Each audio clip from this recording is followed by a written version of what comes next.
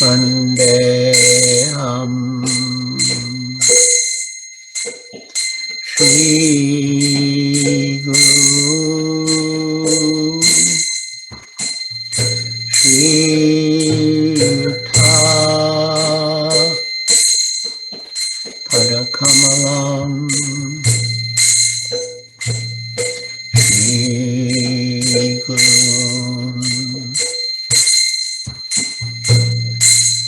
Vaishnavanscha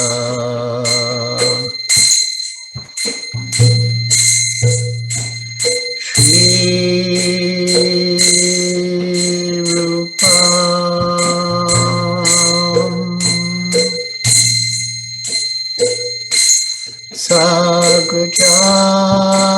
Sagrajatam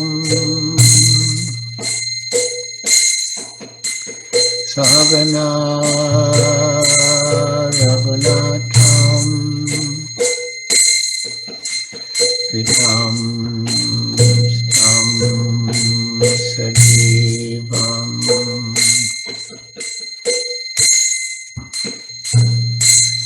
Sadvaitam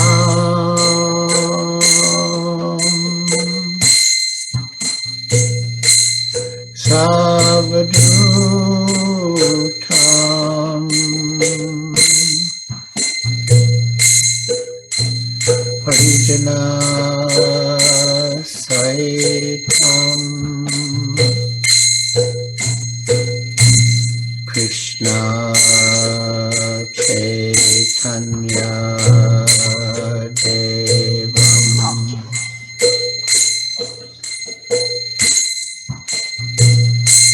Shri Radha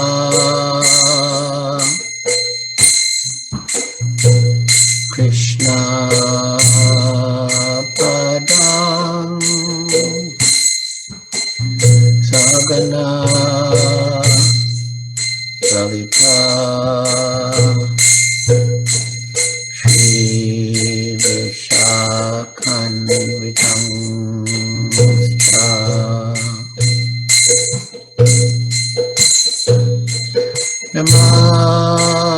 Namo Vishnu Padaya Krishna Prestaya Bhutale Srimate Bhakti Vedanta Swami Iti Namine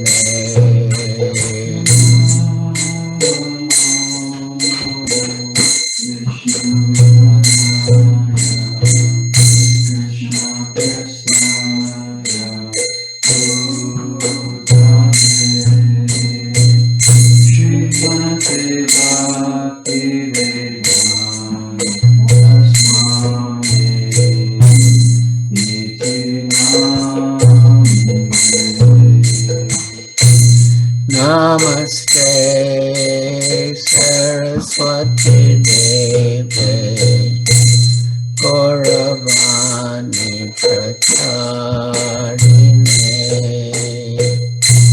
Nirvishesha Shunyavadi Paschatya Deshatarine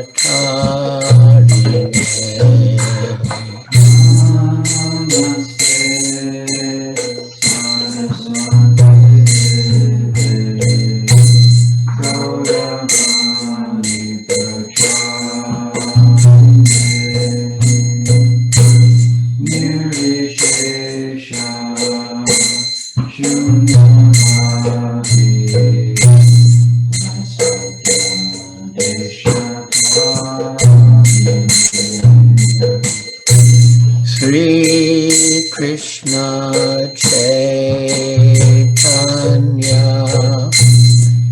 Prabhu Nityananda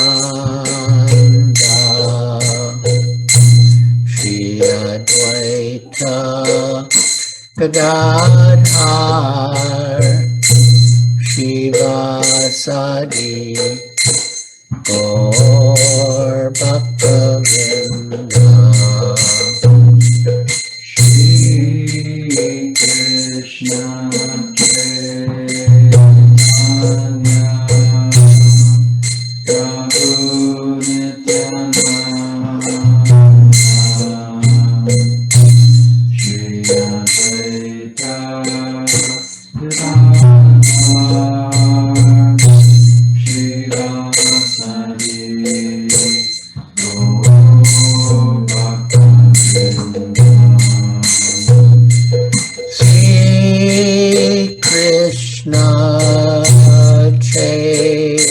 Chaitanya Prabhu Nityananda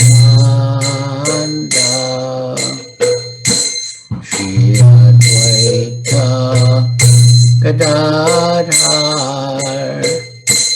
Shivasari Gaur Bhakta-vrinda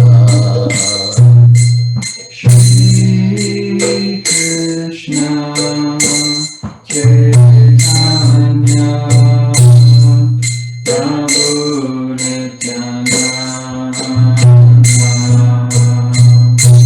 Shri Advaita Gadadhar Shivasari Gaur Sri Krishna Chaitanya Prabhu Nityananda Shri Advaita Gadadhar Shivasari Gaur Bhakta-vrinda Shri Krishna Chaitanya Prabhu Nityananda Shri Advaita Gadadhar Shivasari Gaur Bhakta-vrinda Hare Krishna Hare Krishna Krishna Krishna Hare Hare Hare Rama Hare Rama Rama Rama Hare Hare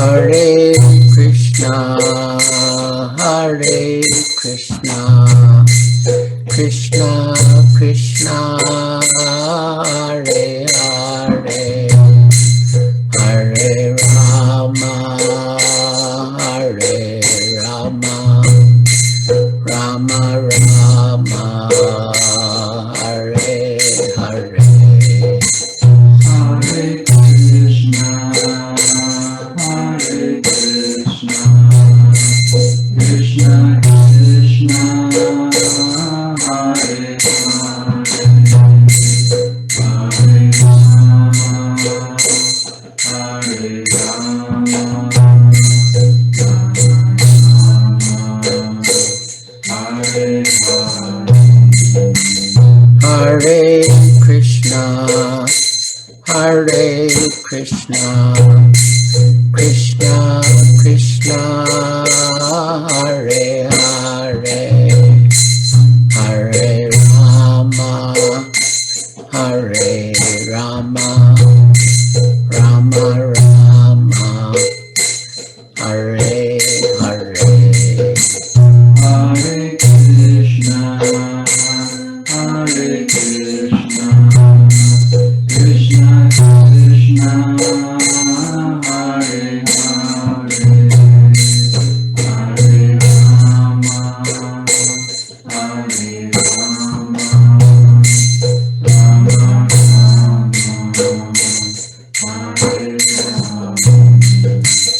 Hare Hare Hare Krishna Hare Krishna Krishna Krishna Hare Hare Hare Rama Hare Rama Rama Rama Hare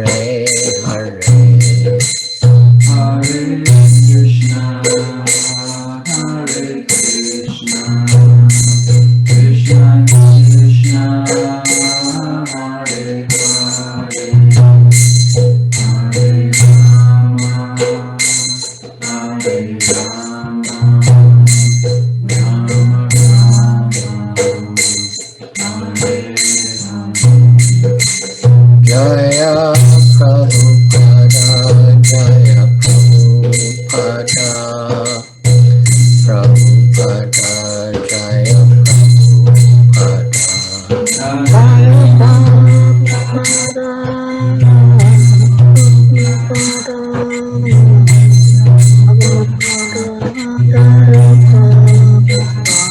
Jaya Prabhupada, Jaya Prabhupada, Prabhupada, Srila Prabhupada.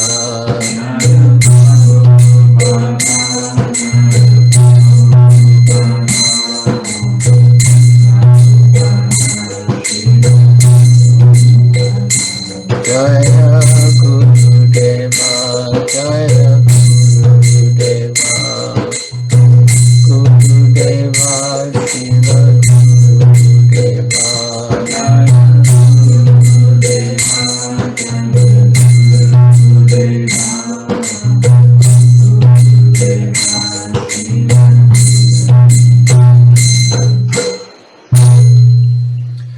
Jayam Vishnupad Paramahansa Pariprajakacharya Stotra Satasri Srimad Bhaktivedanta Swami Prabhupada Ki Jai. Iskcon founder Acharya Srila Prabhupada Ki Jai. Jayam Vishnupad Paramahansa Pariprajakacharya Stotra Satasri Srimad Bhaktivedanta Saraswati Goswami Prabhupada Ki Jai. Ananta Koti Vaishnava Vrinda Ki Jai. Namacharya Srila Haridas Thakur Ki Jai. Prem se kaho Sri Krishna Chaitanya Prabhu Nityananda Shri Advaita Gadadhar Shivas Adi Gaur Bhakta Vrinda Ki Jai. Shri Shri Radha Krishna Gopa Gopinath Shama Kunda Radha Kund Giri Govardhan Ki Jai. Vrindavan Dham Ki Jai. Navadvip Dham Ki Jai. Jamuna Mai Ki Jai. Ganga Mai Ki Jai. Tulsi Devi Ki Jai. Bhakti Devi Ki Jai. Samveta Bhakta Vrinda Ki Jai. Nitai Gaur Premanande Hari Hari Bol. All glories to the assembled devotees. All glories to the assembled devotees. All glories to the assembled devotees. All glories to Sri Guru and Sri Gauranga. All glories to Srila Prabhupada. Hare Krishna. Srila Prabhupada did speak on this verse, today's verse, Srimad-Bhagavatam 1.5.29, and he connected it very much to the previous verse. So we will also read that. And the two verses together describe the relationship between the disciple and the spiritual master. As Srila Prabhupada said, when the male is potent and the female is fertile, then conception takes place and a child is born. And in the same way, when the spiritual master is bona fide and the disciple is genuine, bhakti takes birth, transcendental knowledge. So so these two verses illustrate, the bona fide spiritual master and the genuine disciple. Om Namo Bhagavate Vasudevaya. Om Namo Bhagavate Vasudevaya. Om Namo Bhagavate Vasudevaya. Om Namo Bhagavate Vasudevaya. Om Namo Bhagavate Vasudevaya. Om Namo Bhagavate Vasudevaya. Itam Sharat pravishika rituhare vishrinvato menusavam yashomalam sankirtyamana munibir mahatmabir bhakti pravrittamarajas tamopaha itam sarat pravishika rituhare Rishinvato menusavam yashomalam sankirtyamana munibir mahatmabir bhakti pravrittamarajas tamopaha.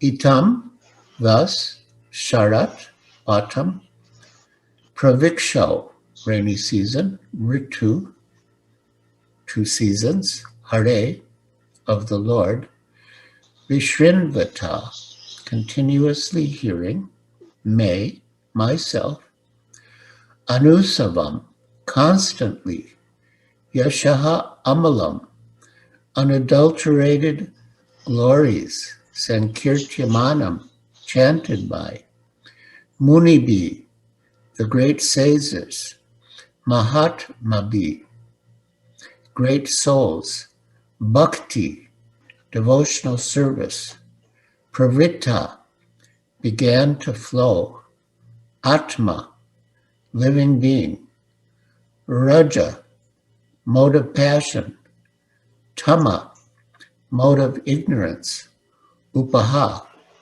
vanishing. Translation. Thus, during 2 seasons, the rainy season and autumn, I had the opportunity to hear these great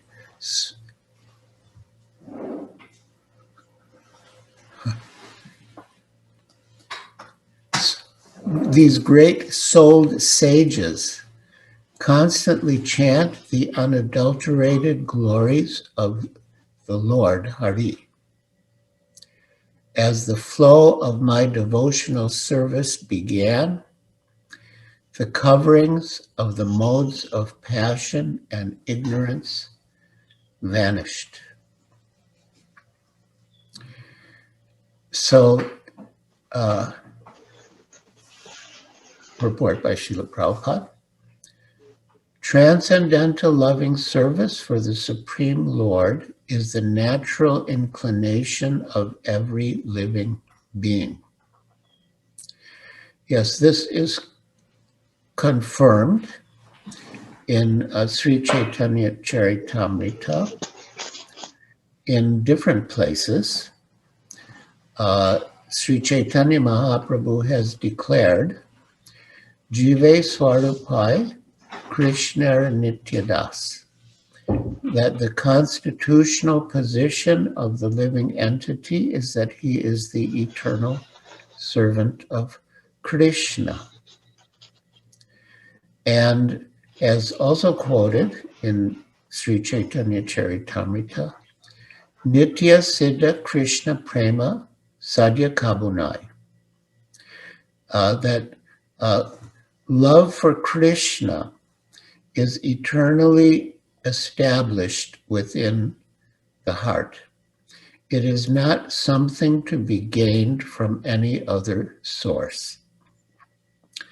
And by association with good devotees, hearing and chanting about Krishna, that dormant love is awakened.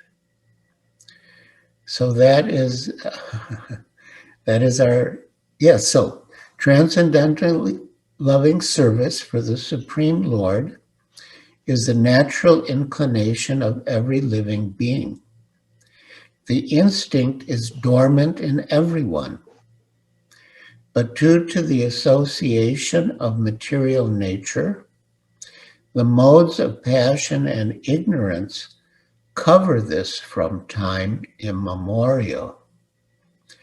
If, by the grace of the Lord and the great souled devotees of the Lord, a living being becomes fortunate enough to associate with the unadulterated devotees of the Lord and gets a chance to hear the unadulterated glories of the Lord, certainly the flow of devotional service takes place like the flow of a river. So throughout Srila Prabhupada's purports, he indirectly refers to verses without mentioning them.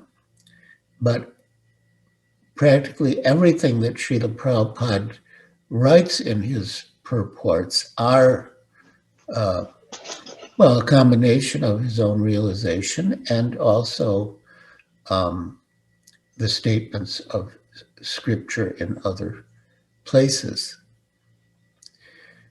So, can we get the verse and purport back? So here, he is paraphrasing, by the grace of the Lord and the great soul devotees of the Lord, a living being becomes fortunate enough to associate with the unadulterated devotees of the Lord. And certainly the flow of devotional service takes place.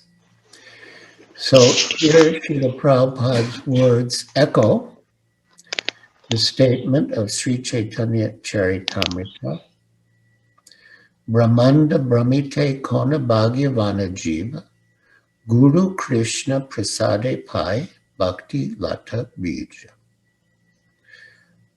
Brahmanda Brahmite, that means within, living entities wandering in different planetary systems in the universe.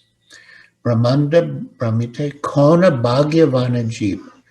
Bhagavan means fortunate. A fortunate living entity, Brahmanda Brahmite Kona Bhagavana Jiva, Guru Krishna Prasade Pai, by the mercy of Guru and Krishna, Bhakti Lata Bij, one receives the seed of the creeper of devotional service. And in commenting on these verses in Sri Chaitanya Charitamrita, Srila Prabhupada says that Krishna, who is in the heart of every living entity, understands the sincerity of a living entity. And if he sees that a living entity is sincere, he arranges for that person to get the association of devotees. And then he adds that the International Society for Krishna Consciousness is meant to give fortunate souls the association of devotees. So we see that this principle enacted in the life of Narada Muni, who at the time, of course, was not the great sage Narada Muni, but he was the son of a maidservant who was serving great souls. As it's mentioned here, Mahatmas, great souls, and Munis, thoughtful spiritual philosophers. And he got the opportunity to take the remnants of their foodstuffs and to hear them speak the unadulterated glories of the Lord. And by serving them and by taking the remnants of their foodstuffs and by hearing them speak the glories of the Lord, this young boy, simple son of a maidservant to the great souls, he got the opportunity to become the great saint Narada Muni. So can we see the verse again? So, if by the grace of the Lord and the great-souled devotees of the Lord, a living being becomes fortunate enough to associate with the unadulterated devotees of the Lord and gets a chance to hear the unadulterated glories of the Lord, certainly the flow of devotional service takes place like the flow of a river. There's also a beautiful verse in the 4th canto of Srimad-Bhagavatam, Tasmat Sanmuritam Sanmukitam Paraditavatyam. And it describes that flow, the flow of the talks of the saintly persons.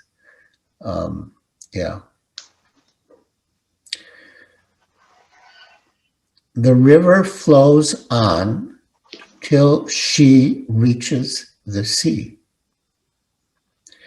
Similarly, pure devotional service flows by the association of pure devotees till it reaches the ultimate goal, namely transcendental love of God. And the same point is made in the section of Chaitanya Charitamrita that describes the Bhakti Lata beach, that Malihana, that when one receives the seed, one should become a Mali, a gardener, and plant the seed in his heart and water the seed. And what is the watering? It's chanting and hearing about Krishna. One should water the seed. But one should also take care that no weeds sprout up around the devotional creeper. And Chaitanya Charitamrita says that sometimes these weeds very closely resemble the devotional creeper. And so we as devotees or aspiring devotees always have to take care to make sure that the watering, which is meant to nourish pure devotional service, does not water weeds, which are material desires.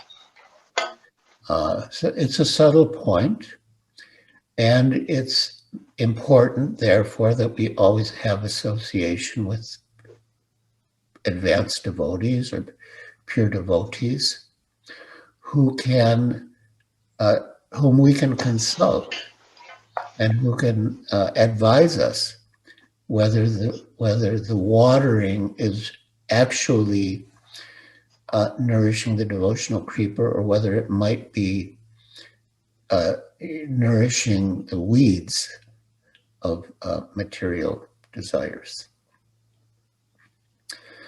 But that creeper will grow, as described in Chaitanya Charitamrita, and pierce the coverings of the universe and take shelter at the lotus feet of Krishna in the spiritual sky and bear the fruit of love of Godhead, which is exactly what this purport says. So if you can see the verse again, we will find the exact same point.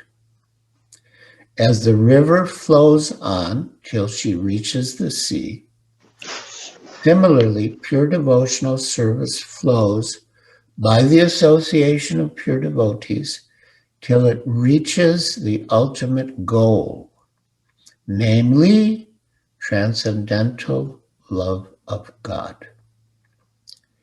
Such a flow of devotional service cannot stop. On the contrary, it increases more and more without limitation. The flow of devotional service is so potent that any onlooker also becomes liberated from the influence of the modes of passion and ignorance. So here Srila Prabhupada is referring to the effect that the young Narada, as an onlooker, a young boy who just happened to, in a way, be there by chance, he was an onlooker. But the flow of devotional service is so potent that any onlooker also becomes liberated from the influence of the modes of passion and ignorance, which was the statement of Narada. These two qualities of nature are thus removed, and the living being is liberated, being situated in his original position. So this is the process of liberation, which we all want and desire and need. And that is to hear the unadulterated glories of the Lord from the unadulterated devotees of the Lord. It's so potent. And just that hearing makes one pious, as stated in Srimad-Bhagavatam, first canto, second chapter. Shrinvata svakata Krishna punya shravana kirtana. That Shrinvata svakata Krishna, just by hearing talks of Krishna, one becomes pious, transcendentally pious. So yes, now back to the verse, next verse. So,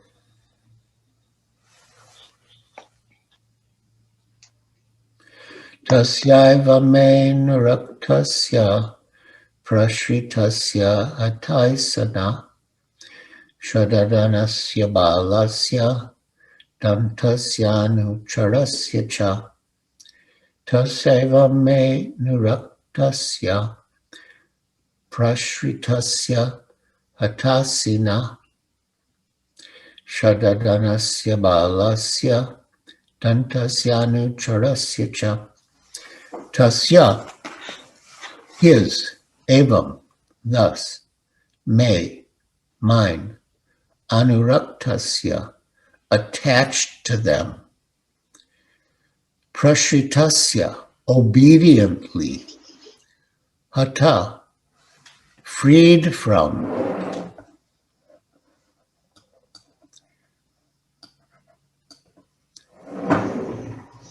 hatainasaḥ, sins, śraddadhānasya, of the faithful, bālasya, of the boy, dāntasyānucarasya, subjugated, anucarasya, strictly following the instructions, cha, and.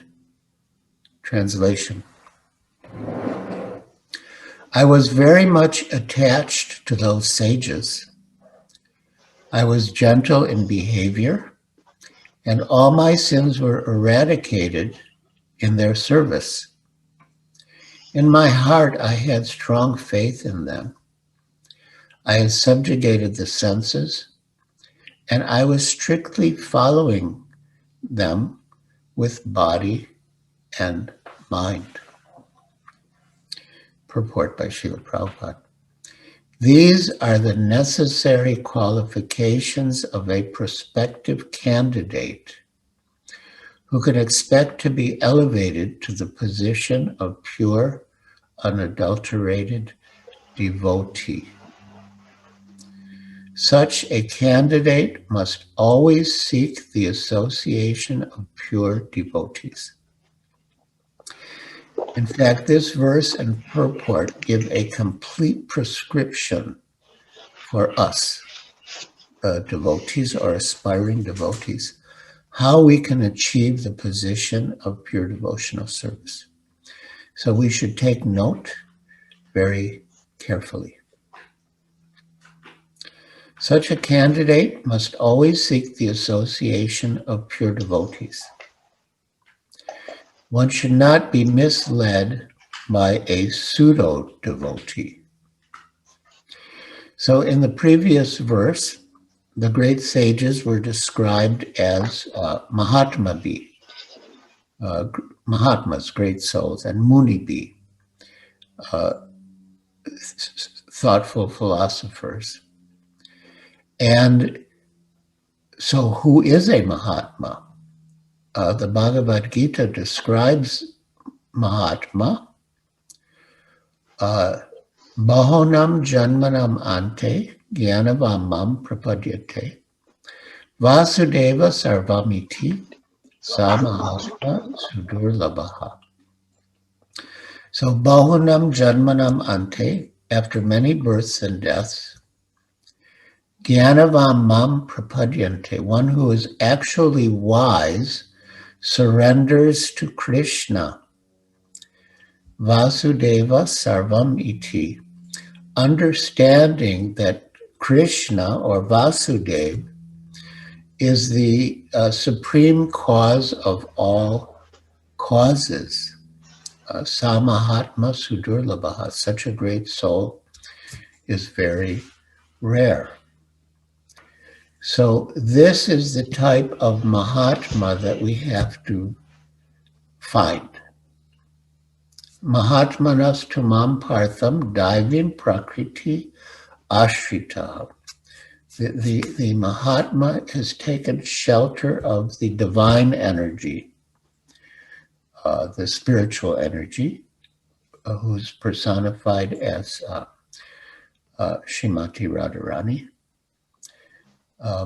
And they are always engaged in chanting and hearing the glories of the Lord.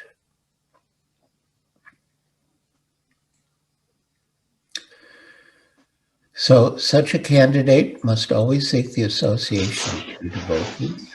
One should not be misled by a pseudo-devotee. And as we discuss the qualities of pure devotees, Mahatmas, we can distinguish between them and pretenders. He means the candidate. He himself must be plain and gentle to receive the instructions of such a pure devotee. So the Sanskrit here really contains very important words. Nuraktasya. So he was very attached to them. So we should be attached to the spiritual master, to the sadhus. And praśritasya is very obedient. So yes, one must be obedient to the spiritual master. In fact, speaking on this verse, Srila Prabhupada says that to disobey the order of the spiritual master is an offense against the holy name. It's mentioned, Gurur Avagya, to disobey the orders of the spiritual master. And sometimes it's said to disobey the orders of the spiritual master and consider him an ordinary human being. If one considers the spiritual master to be an ordinary human being, he'll think, well, why do I have to follow his instructions? I have my own ideas. So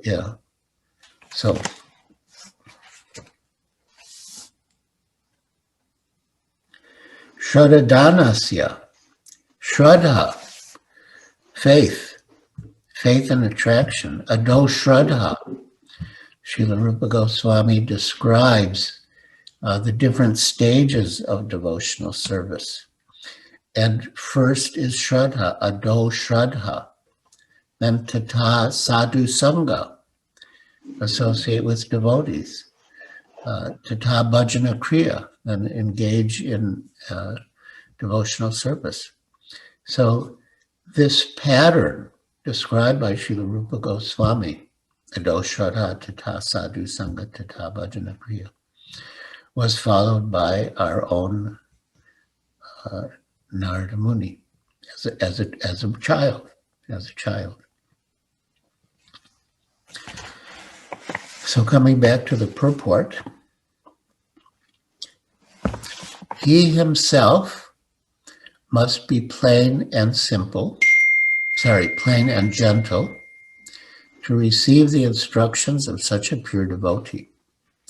A pure devotee is a completely surrendered soul unto the personality of Godhead.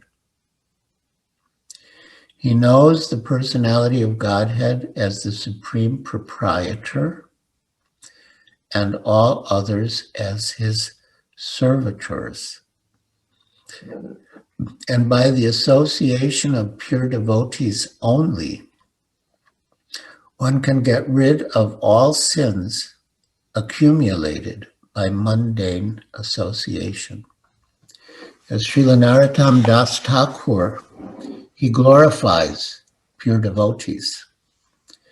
And he says that by repeated bathing in the Ganges, one becomes purified of sins. But just by seeing the sadhu or the Vaishnav Thakur, just by seeing the Vaishnav Thakur, one is immediately cleansed of all sins. And in order to engage in devotional service, we must be free from sins. The four pillars of sinful life are meat eating, intoxication, illicit sex, and gambling. And therefore, Srila Prabhupada has strictly prohibited these activities, these sinful activities, in his disciples and followers. And it's also stated in the Bhagavad Gita that one must be free from sins in order to engage in devotional service. But that becoming free from sins can take place by associating with pure devotees. A neophyte devotee must faithfully serve the pure devotee, and he should be very much obedient and strictly follow the instructions. These are the signs of a devotee who is determined to achieve success even in the existing duration of life. And we should be determined to achieve success in this very lifetime. Because if we don't know where we will go or what will become of us. Of course, in the Bhagavad Gita, Lord Krishna does say that there is no loss or diminution in devotional service. So in that sense, we can expect as long as we don't commit any serious offenses, we can expect to continue in our next life. But why should we wait for the next life to attain perfection? We should be determined to achieve success even in the present lifetime. And it is certainly possible. We just have to approach devotional service as recommended by Srila Rupa Goswami in his Upadeshamrita, the Nectar of Instruction. Utsaha nischayat daryat tatat karma pravartanat. Utsaha means enthusiasm. We must be enthusiastic to progress in devotional service. Actually, without enthusiasm, one cannot be successful in any activity. So that's the first one, utsaha, enthusiasm. Utsaha nischayat daryat. Daryat means patience. We should also be patient. If we don't feel that we're successful right away, we shouldn't give up, but we should be patient and depend on the mercy of the Lord and expect the mercy of the Lord. And these two qualities, patience and enthusiasm, are both required. Srila Prabhupada said that if one had that enthusiasm without patience can lead to a desire to control, and patience without enthusiasm can lead to lethargy, means like laziness. So we need both of these. And if we approach devotional service, bhakti yoga, with enthusiasm and patience, associating with pure devotees, chanting and hearing the glories of the Lord, and strictly following the orders of the spiritual master, with being attached to the spiritual master and faithful to the spiritual master and obedient to the spiritual master, one can achieve complete success even in this very lifetime.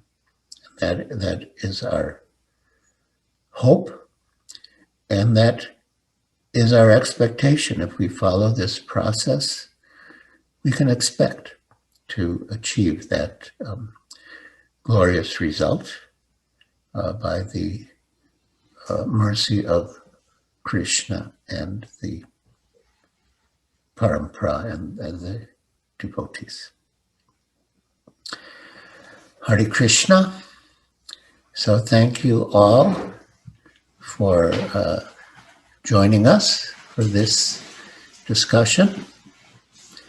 I would request the participants on Zoom to put on your cameras so I can see your moon-like faces. And yes, if any of the participants have any questions or comments, they can ask. Again, I'll take leave for a minute. In the meantime, you can, collect your thoughts and see if you have any questions or comments. Yes, Maharaj. Please, if you have a question, kindly raise your hand, or you can write it on the chat room, so we can call you one after the other.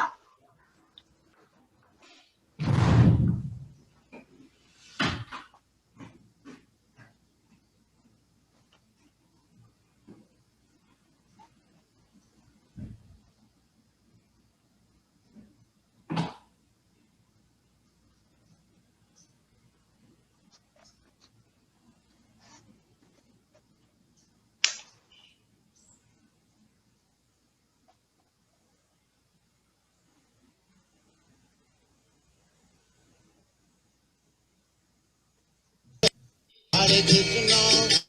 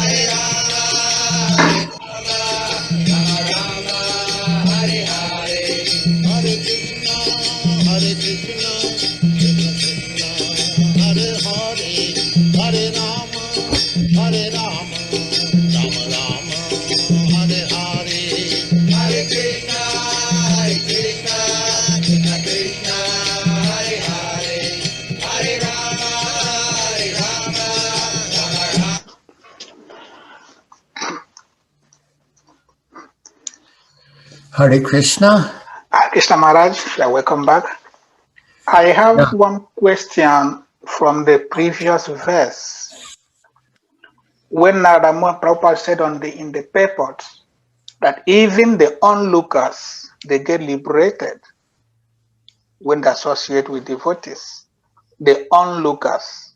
So my Yes. question is, when we go on Harinam on the streets, the onlookers, they see devotees around the world, but they don't seem to be liberated to join devotional service. Well,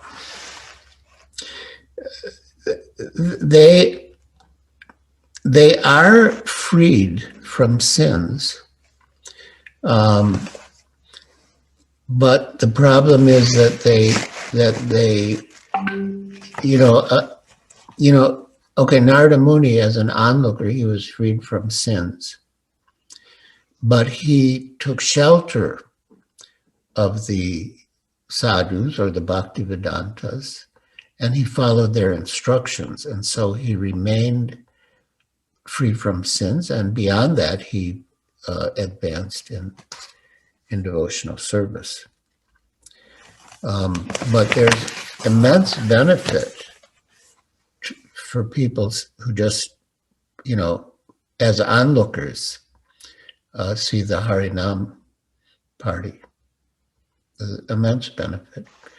And even if it doesn't bear fruit immediately, but it will, in due course, bear fruit. So yeah, it's really, really very good how we, devotees go out on Harinam. And in one talk, Srila Prabhupada was emphasizing, how important it is that devotees go out to give people an opportunity to hear.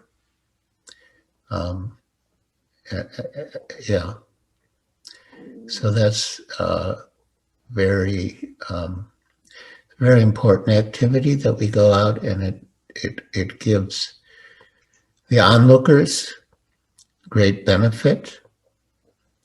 As Srila Prabhupada said, the Harinam Sankirtan on the street, it will knock on the doors of the hearts of the people.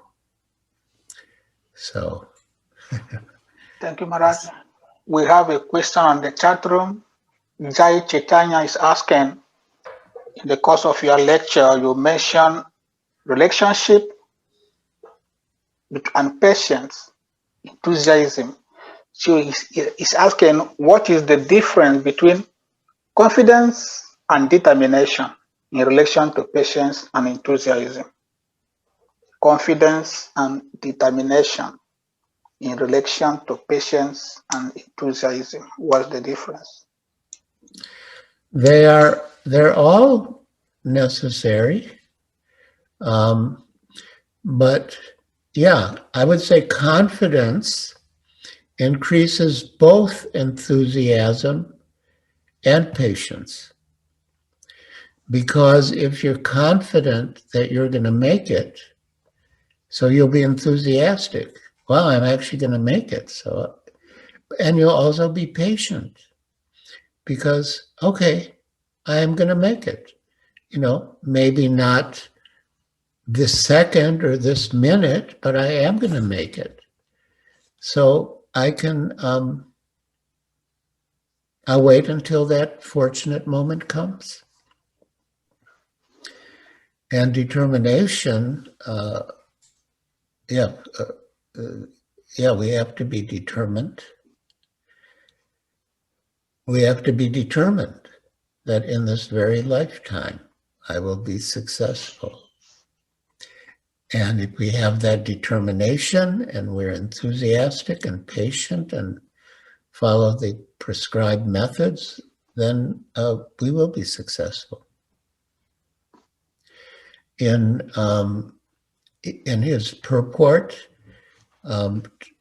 in the Upadeshamrita to this, utsaha nischaya dharyat tatat karma pravartanat, confidence. Srila Prabhupada writes that devotional service is so pure and powerful that one is dragged to ultimate success. So that's very encouraging. Thank you, Maharaj. Sidney Knoll says, I have lots of enthusiasm, not so much patience. Please advise. Wait, who says? Sidney Knoll. Oh, Sydney. Yeah, he has a lot of enthusiasm. He doesn't have patience. That you should advise what he should do. My advice is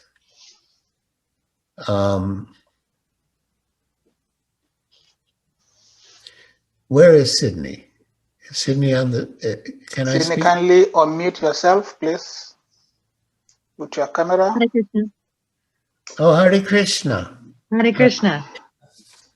Nice to see you. Nice to see you. So you have enthusiasm, but not much patience.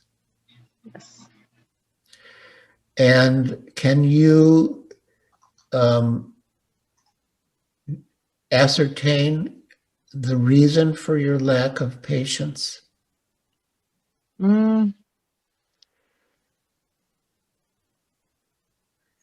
guess excited to learn more, and I get very disappointed with myself if I don't meet my own goals. And I guess so I've got lack of patience, and maybe I'm trying to go too fast or not taking time or something like that. Yeah. Well, it's good that you're so enthusiastic. But as they say, Rome wasn't built in a day. So your complete devotional character also will not be built in a day. And so you have to be patient. But are you confident that in the end you'll be successful?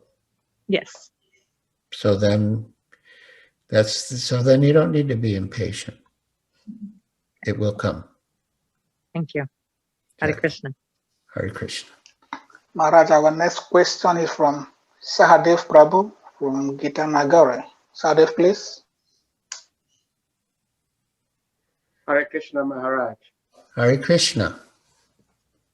Thank you very much for giving us your divine association again. Okay.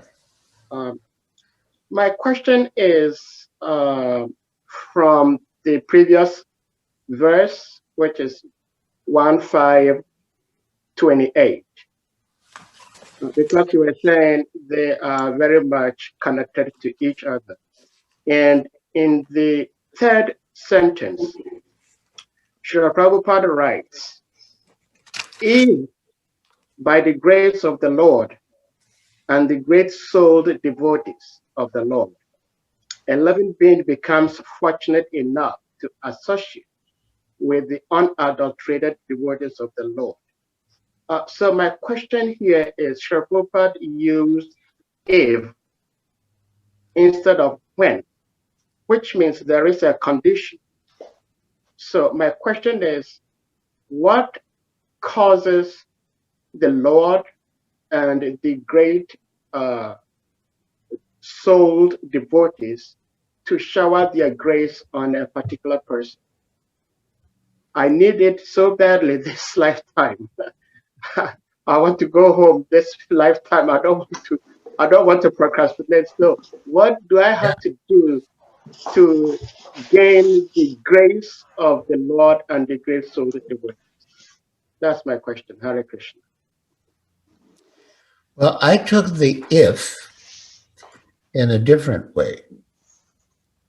So if by the grace of the Lord and the great soul devotees of the Lord, a living being becomes fortunate enough to associate with the unadulterated devotees. I took that as the if. If the living being is fortunate to associate with great soul devotees. But if he is fortunate enough to associate with unadulterated devotees, then certainly the flow of devotional service takes place like the flow of a river. So I don't think you have to worry. The great soul devotees by nature are merciful. They're not going to withhold their mercy from you. So the if means if you're fortunate enough to get their association. But if you are fortunate enough to get their association, then certainly the flow of devotional service takes place like the flow of a river. So I think you're safe. Thank you, Guru.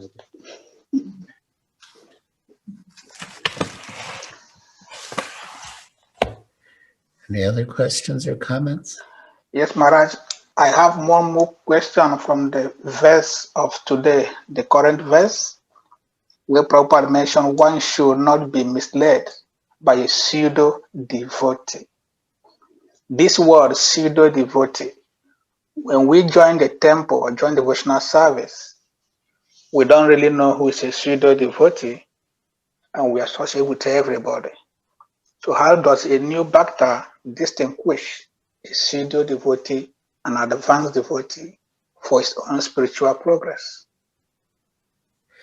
Well, I think Srila Prabhupada's intention here is that there are pseudo-devotees outside of Iskcon, and one should not be misled by them. Now, there is a possibility that there could be a pseudo-devotee in Iskcon, but I would say the proportion of pseudo-devotees in Iskcon as compared with genuine devotees is very small. And yesterday I had a very nice conversation with one of my godbrothers, and in which he quoted Srila Prabhupada as saying that that we don't need a police force in Iskcon because Krishna himself will arrange for the pretenders to be exposed.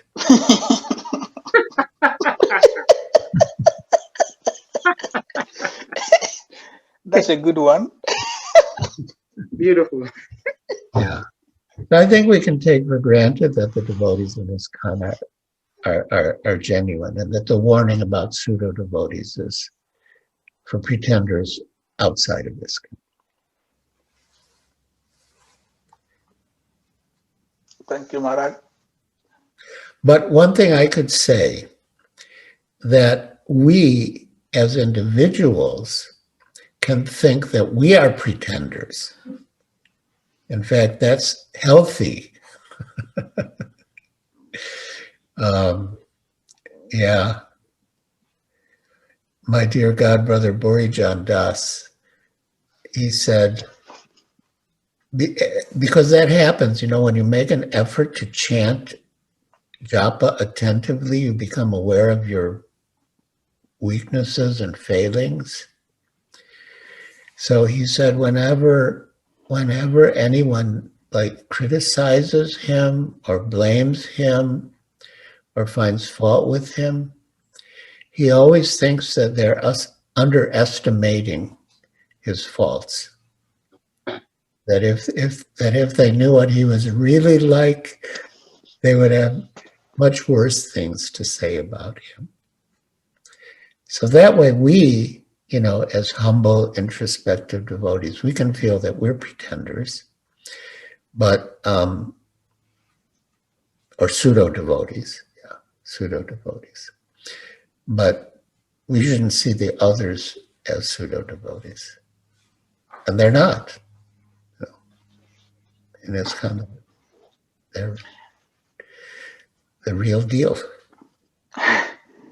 In the last line of the purports of today, Prabhupada also mentioned that the devotee should be very much obedient and strictly follow the instructions.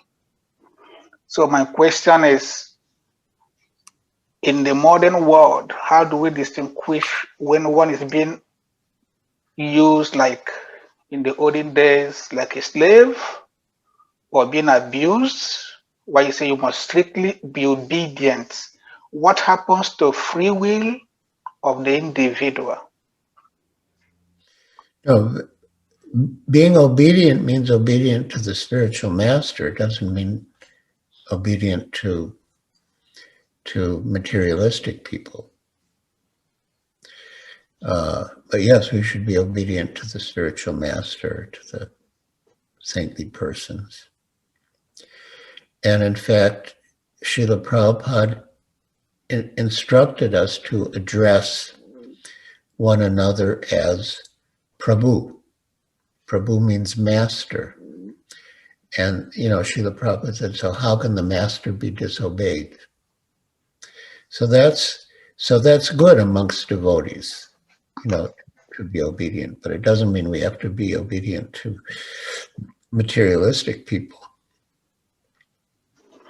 A lot of parents, they don't want their children to join. They don't want their children to become Krishna conscious. But we don't have to be obedient to them. And so there's like a really important verse in the 5th canto, Guror nasasyat, pita nasasyat, that no one should become a guru, no one should become a father, no one should become a mother, no one should become a husband, no one should become a superior relative unless one can deliver one's dependence from the repetition of birth and death.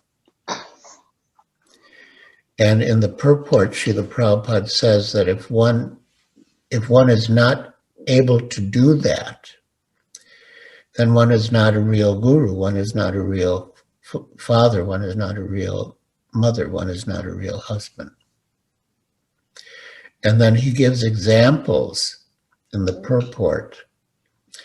For example, the son, if the father is attacked, the son should defend the father from the attacker.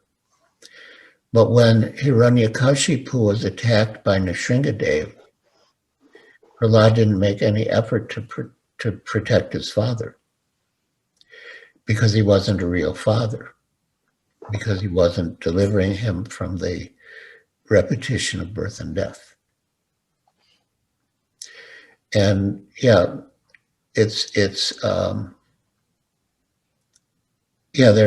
many examples.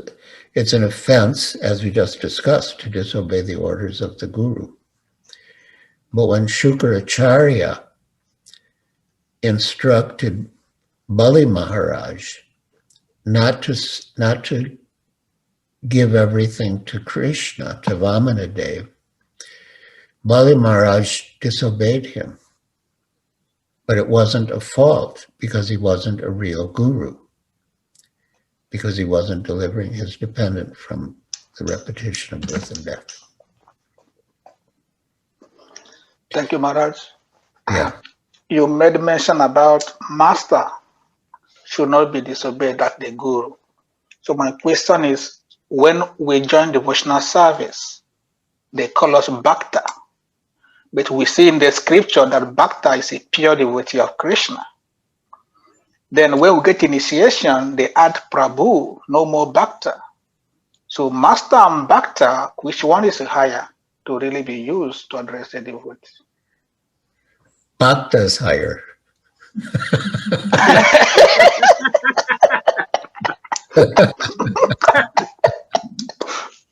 So why do why do we give it to a non-initiate when they join the temple? Bhaktin, and after initiation, we withdraw it and give them Prabhu. Yeah, in that context, bhakta and bhaktin means like a beginner. But in an absolute sense, bhakta is a very high designation, devotee. But in that context, a new person we call bhakta so and so or bhaktin so and so. And then when they're initiated, we call them Prabhu, which is good because there are masters, there are Prabhus. We're the servant of the Vaishnavas, so that the Vaishnavas are Prabhus. So. Thank you, Maharaj. Sahadev, your hand is still up. One more question. Yes. Well, I see there are like 73 or so participants, so I do not want to prevent others from asking questions. But I agree. I think we should let others ask, and then I can come back to you if in the meantime your question hasn't been answered. Okay. My question, Maharaj, I don't think it's particularly in relationship to the text, but I believe that the way Srila Prabhupada designed Iskcon is such scientific that everything has purpose. And so men are addressed as Prabhus and women are addressed as mothers.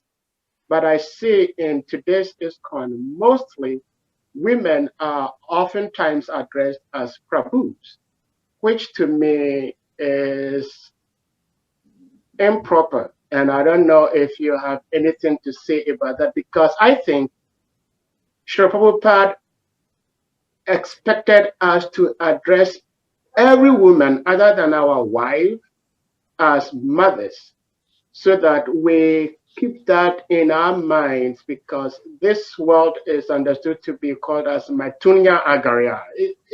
Everybody is obsessed with sex, but if you address a woman other than your wife as a mother, then you will understand that this is somebody I cannot touch. But in today's Iskcon, we oftentimes address women as Prabhus. So I don't think it's proper, but I don't know if you have anything to say about that. Thank you.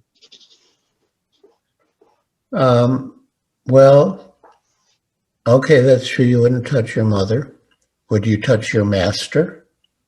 If your master is a woman, would you touch your master?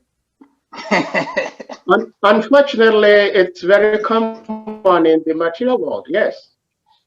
Unfortunately. Well, but we're not in the material world.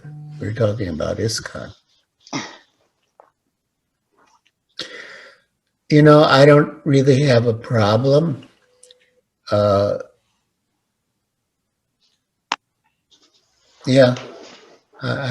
don't really have a problem. I mean, Mataji is more usual, and but I don't have a problem, Prabhu, with addressing a woman as Prabhu. I don't have that ego that a woman can't be my Prabhu.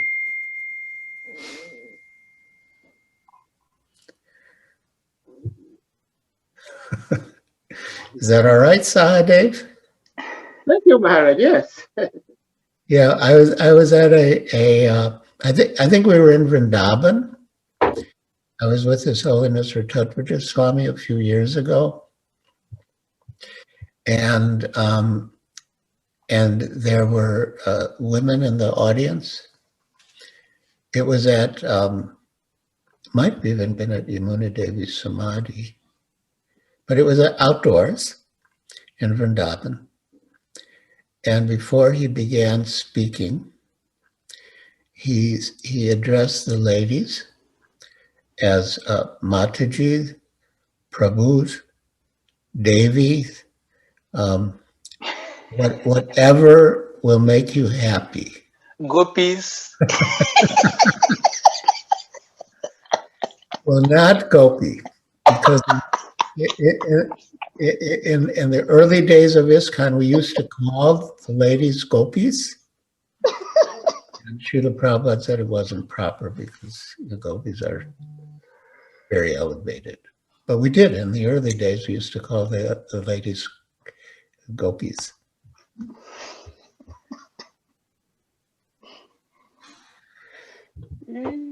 So, Dave, I see that you think very deeply about many important subjects.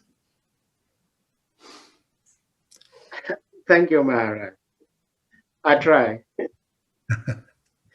And I really feel happy when I join the Nigerian Sangha, because I have such fond memories of when I visited Nigeria.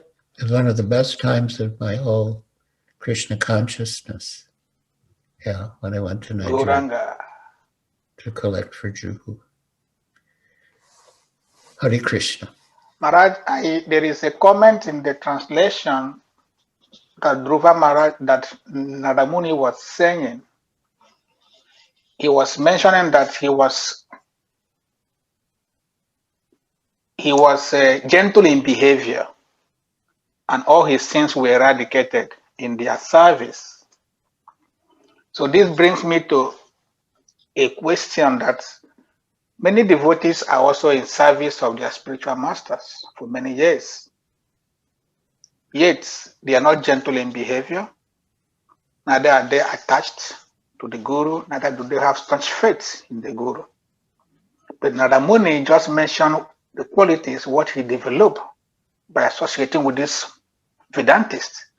So what is happening? Does it mean our gurus are not as strong as them, or because we are in Kali Yuga that we don't have such faith like Nadamuni has, and we're not even gentle in behavior? We are all ruffians, mafians, for example.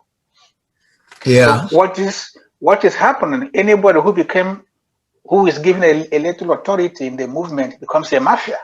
Why are we not gentle in behavior?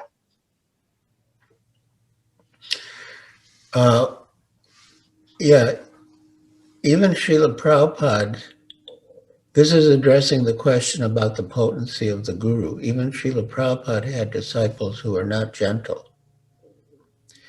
So we can't say that if a disciple is not gentle, it's because the Guru is not powerful enough. But Srila Prabhupada would dovetail their rough natures in devotional service.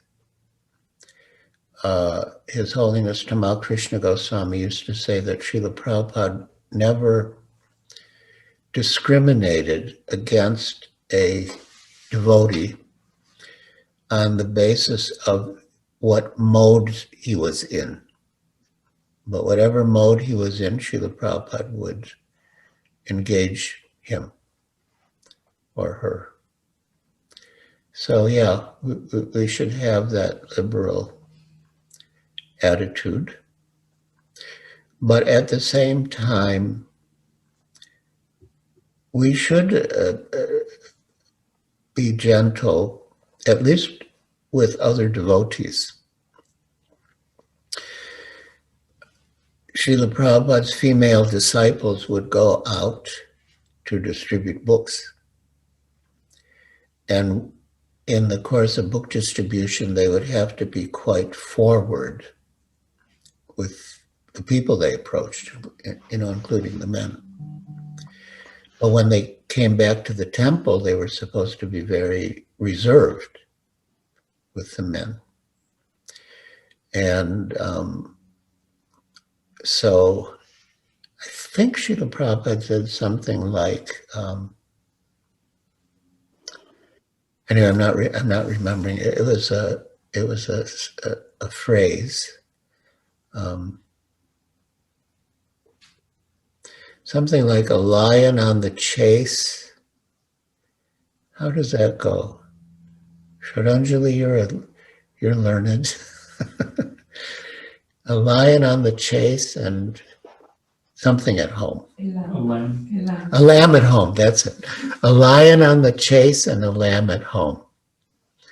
So, yeah, so that was how Srila Prabhupada advised his lady book distributors. So yeah, for service we can be like a lion, but at home we should be like gentle lambs. Thank you, Maharaj. We have question from Kavikanapura Prabhu. Kavikanapu, please. Hare Krishna Maharaj, thank you very much for the wonderful lecture, Maharaj, for your time. So my question is regarding to you mentioned about pseudo devotee or pretenders. So, and also I've going deep into me, I see that most of the time when I do my devotional service in the presence of devotee, I tend to pretend a lot to be a very wonderful devotee.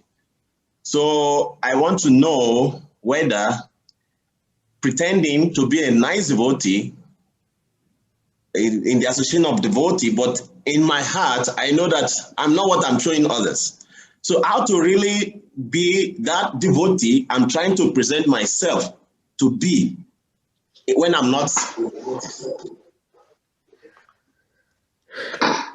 Yeah, Srila Prabhupada said that there's a difference between Krishna consciousness and the material world. That in the material world, you have to have the qualification first. Whereas in Krishna consciousness, you act as if you had the qualification, and then the qualification follows. So, yeah, just, I mean, I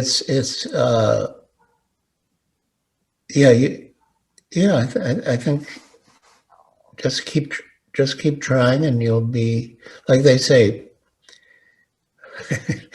I mean, I lived in India for 30 years, and I never picked up all these phrases that I've learned in America. But one that I learned in America is fake it until you make it.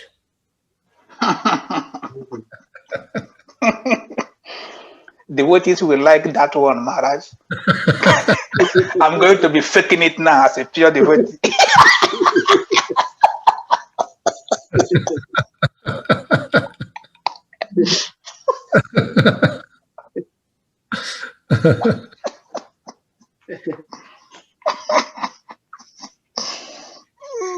And another thing, I don't know how, bona fide it is, but there was I guess you could say an entertainer in America. They had circuses, Barnum and Bailey. So P.T. Barnum, he said the main thing in the entertainment and industry is sincerity. If you can fake that, you've got it made.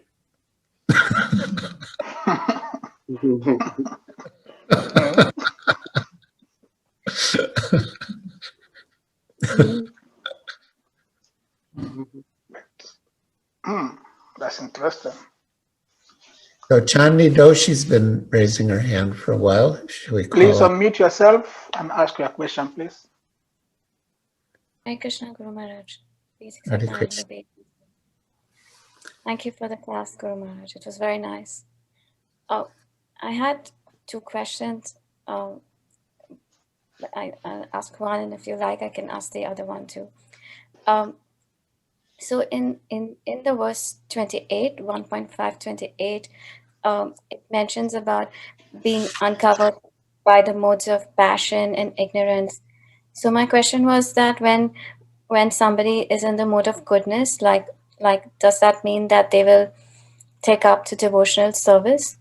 or it can be that a person in mode of goodness does not take devotional service, or like where does the mode of goodness come in? Well, Srila Prabhupada gave the example of dry grass and damp grass and wet grass. Like if a spark falls on dry grass, it will likely catch fire. If it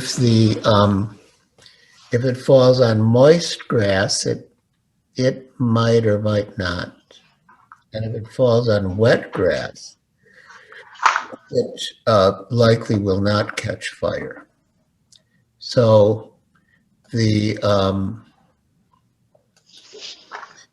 mode of goodness is compared to the dry grass. And that spark of Krishna consciousness will very likely ignite the dry grass or the person in the mode of goodness. And mode of passion, less so, and mode of ignorance, even more unlikely, but still possible. Thank you very much. Is it okay to ask the second question? Yes, please. Yes. So it's on verse 29, 1.529. I wanted to ask that it was mentioned that like a devotee, so to to go back home, back to Godhead, he needs to be enthusiastic, patient, and follow the instructions of the spiritual master, hear and chant. I was wondering if somebody takes to this process or if somebody comes across Krishna consciousness like in the last stage of his life, and he or she takes this process very seriously towards the last stage of life, can they still go back home, back to Godhead, even though if it's towards the end of their life? Yes. Yes, in one purport in the Bhagavad Gita, because yes, generally it's better to start early. As Prahlad Maharaj says, Komara Acharat Pragya, Dharman Bhagavatamiha. Should begin from the tender age of childhood. But in this purport in the Bhagavad Gita, Krishna says that again, that Krishna consciousness is so pure and potent that even a late beginner can achieve ultimate success. Thank you very much. Thanks a lot. Hare Krishna. Any other question, please? No hand is up. If you have question, kindly unmute and ask your question. Maharaj, may we ask you how long do we have? Death may come at any moment. We don't know how long we have. Okay. So anyone has a question, please continue asking questions. Maharaj is here with us maybe 5 hours. Sadev Prabhu have more questions. Sadev, please. Hare Krishna Maharaj, thank you again. Srila Prabhupada is so merciful that the way he designed Iskcon, he designed it in such a way that even if one should lose his father, he still has lots of uncles to depend on. So yes, that's true. Somebody like me, I'm very grateful to Srila Prabhupada that even though my father is no more physically here with me, but I have somebody like you as an uncle I can depend on. So I say thank you to Srila Prabhupada and thank you to all of you. Now, my question has to do with Srila Prabhupada in the purport used the word pure devotees. And when you started commenting on that, you used the word good devotees. In other words, some of us, or say lots of us trying to be devotees are not pure devotees yet. Yet we go out to do Harinam Sankirtan. And when these onlookers see us performing Sankirtan, they're supposed to benefit from it, which you've already indicated. Now, somebody else spoke on this platform who indicated that unless one is pure and advanced devotee, he is not allowed to speak on Bhagavatam. Now, this program we have is series of Bhagavatam classes we do. And it's not so easy to have very advanced devotees speak on the Bhagavatam every single day. And so whoever is willing to speak on Bhagavatam is given the opportunity to speak. But if we should go by what this advanced devotee said, then at some point we wouldn't have anybody speak on Bhagavatam. So my question is, should devotees be encouraged to practice spiritual life, even though they may not be up to the level of doing certain things like speaking Bhagavatam? But as long as they are willing and trying to speak, they are encouraged to speak the Bhagavatam. Hare Krishna. Hare Krishna. We do want, everyone should speak about Krishna. Shravanam Kirtanam, we hear and we repeat what we've heard. And as long as we repeat what we've heard and, add to it some personal realization or examples, then it will be bona fide. And in fact, that's how devotees, like Srila Prabhupada said, practice makes perfect. So if you practice speaking, you'll become more and more perfect in speaking. So we want devotees to speak. As long as they don't speculate or concoct or imagine. And speaking is very powerful. Srila Prabhupada said that speaking for half an hour is equal to reading for 2 hours. Wow. Yeah. It's very powerful. So we should give devotees a chance to speak. Thank you, Lady. Maharaj, I have one controversial question. I will beg you, Your Holiness, to help me clarify this question. I asked it before, but I'm still not yet satisfied with the question, with the answers I got. It's about the guru coming back to save a disciple. Because in one Bhagavatam of Prabhupada, he said the guru will not go back to Krishna if one of his disciples does not attain perfection. So I've been asking, what happens if the guru comes back to save the disciple and the disciple has already become a guru? And the former disciple now has to initiate this guru. So who is the guru and who saves who?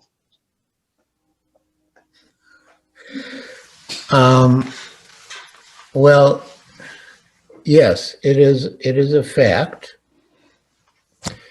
that when a spiritual master takes responsibility for a disciple, he commits himself to coming back until the disciple is delivered.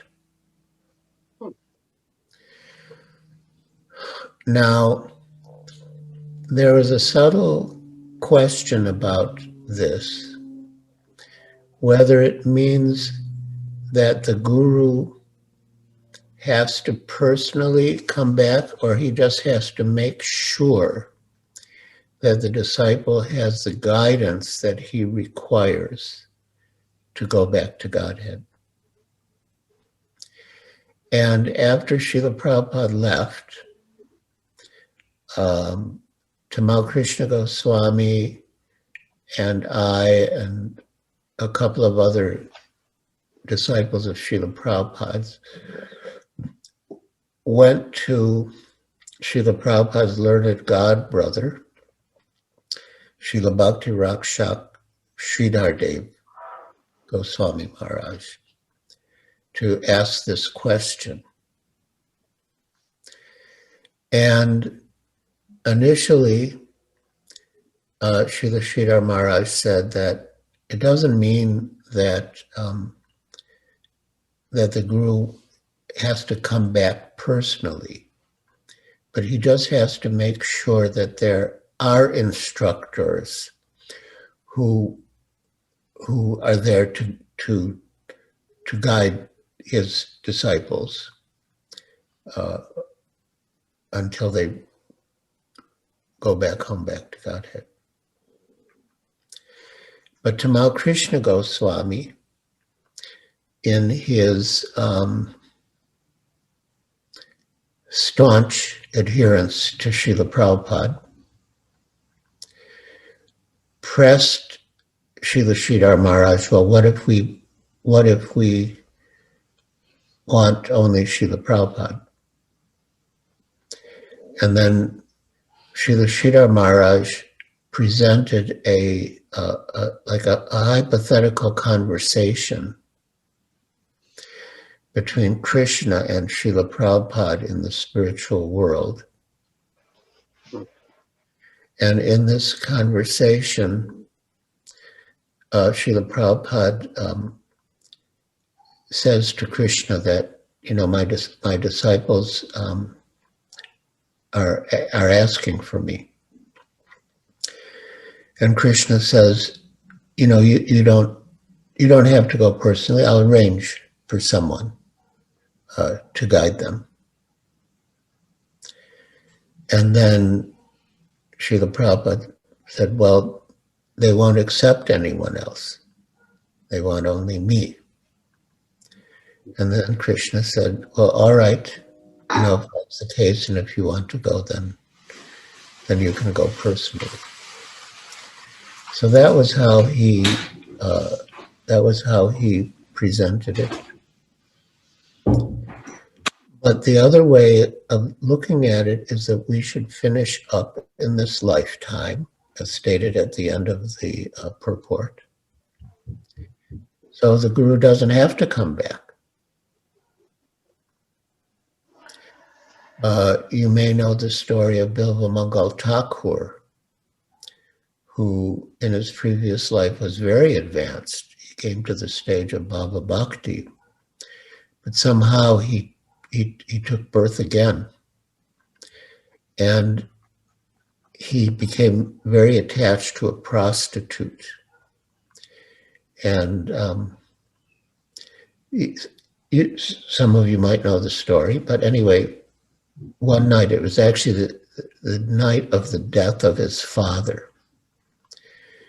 So he was doing the ceremonies, but he was so attached to this prostitute, he was telling the priest, hurry up, finish, because he wanted to go to the prostitute. And it was raging storms that night. And he had to cross a river, raging river. And somehow, I don't know, I guess one version, I think he caught a dead body, or anyway, maybe a piece of wood.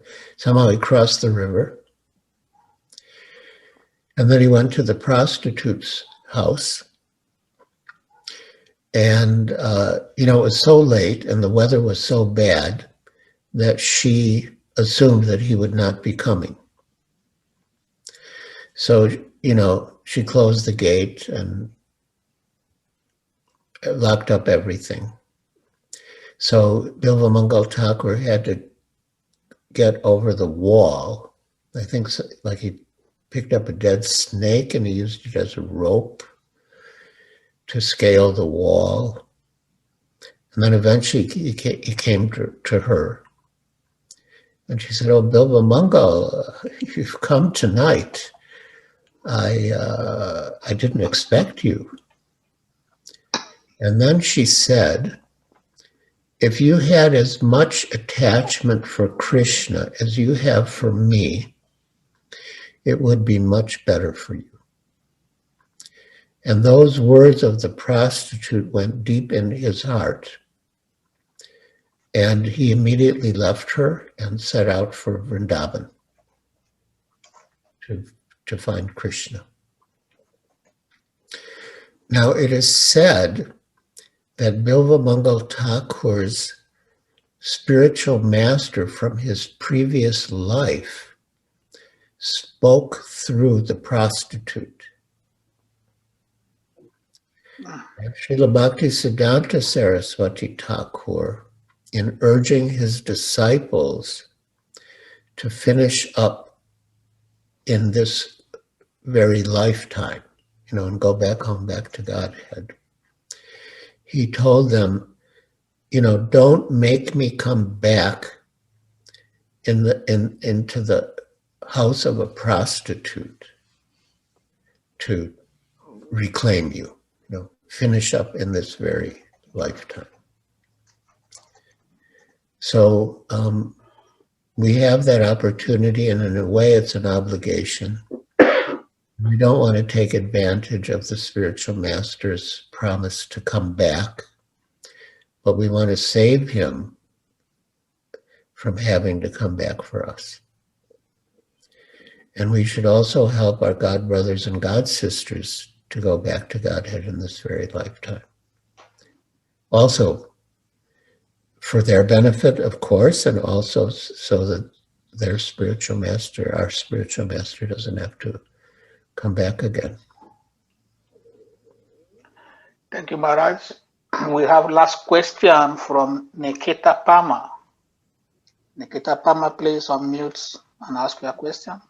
Hare Krishna Maharaj, Dandavats Pranam, Jai Srila Prabhupada. Hi. Maharaj, I just had a quick question just for clarification. Prabhupada has written in his books that if a devotee does not finish his or her devotional career in this lifetime, he or she can get a birth in the next lifetime to take birth in the family of an aristocrat or a Brahmin. But is there any possibility that a devotee can actually fall into the impersonal Brahman if his or her devotional service becomes offensive in any way in this lifetime and they commit a Vaishnava aparadh?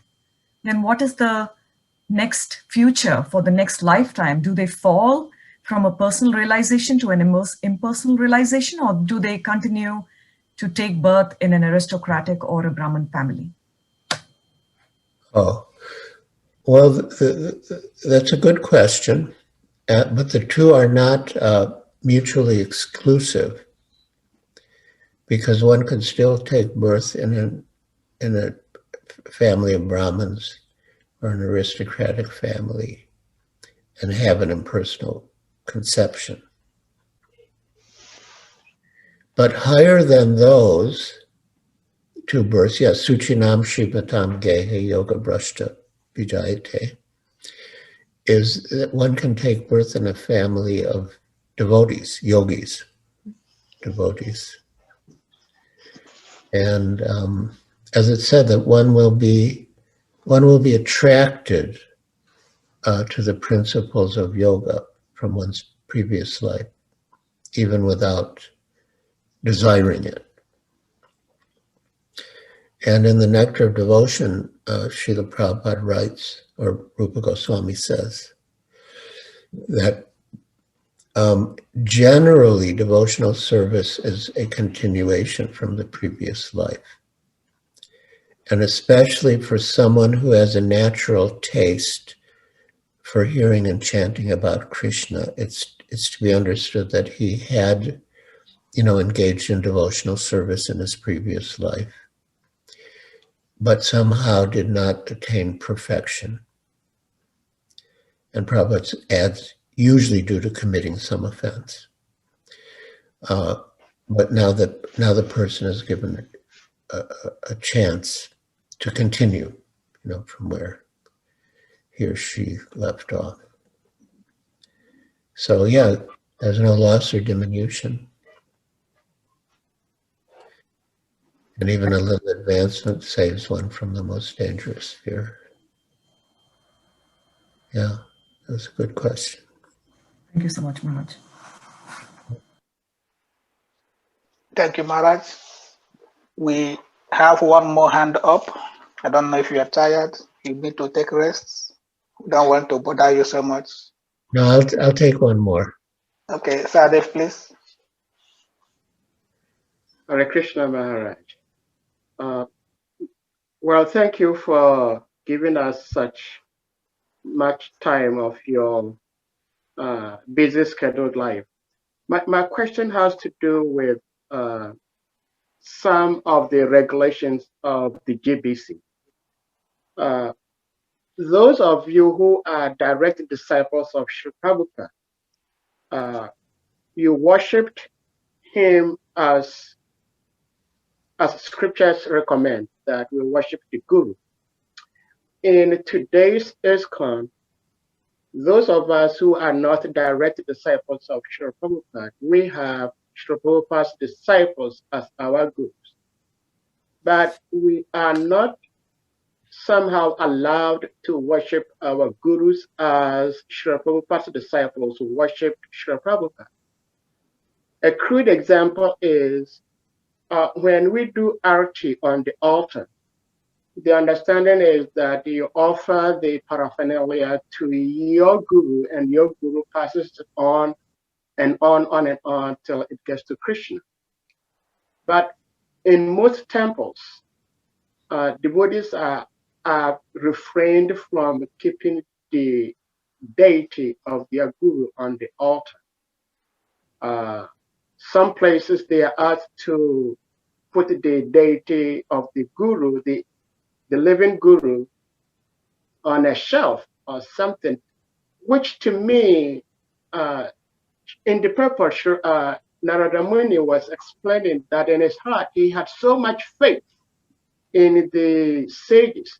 So if we do not have the faith that our gurus are as good as Sri Prabhupada in the sense of being able to take us back home, back to Godhead, it weakens our faith. So why would the GBC prevent us as second generation of Iskcon keeping our gurus on the altar? At least that's for offering the arati. Well, I mean, that's a good question. What I understand the general procedure is that when a disciple of one of Srila Prabhupada's disciples offers arti, or offers bhoga and offers arti, he places the picture of his guru on the altar. And that's proper, because we don't approach, say if you're a grand disciple, we don't approach Srila Prabhupada directly, but we approach him through our spiritual master. So that's proper. But then after the offering and the arti, we take the picture down, because we want to preserve Srila Prabhupada's position as the founder acharya. It's not necessarily even a question of advancement, but he's the founder acharya for everyone in Iskcon, now and forever in the future. And so to preserve his position as the founder acharya and to avoid factions amongst disciples of different gurus, so we remove the picture after the offering, which is fine. I think it's all perfect. Thank you very much for the answer, Maharaj. I love it. Thank you. Thank you. Good. All right. Well, if we've come to the end of our meeting, I suggest... Yes, Maharaj, we come to the end, and we thank you so much for coming to help us know about Krishna and the association. We hope that we can be able to have Your Holiness again one day in 2021.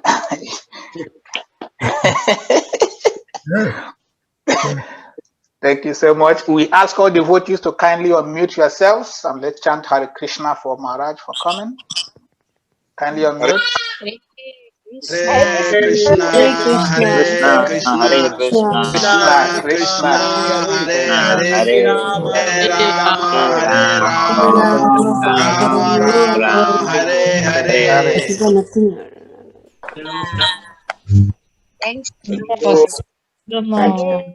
Holiness Giriraj Maharaj Ki Jai.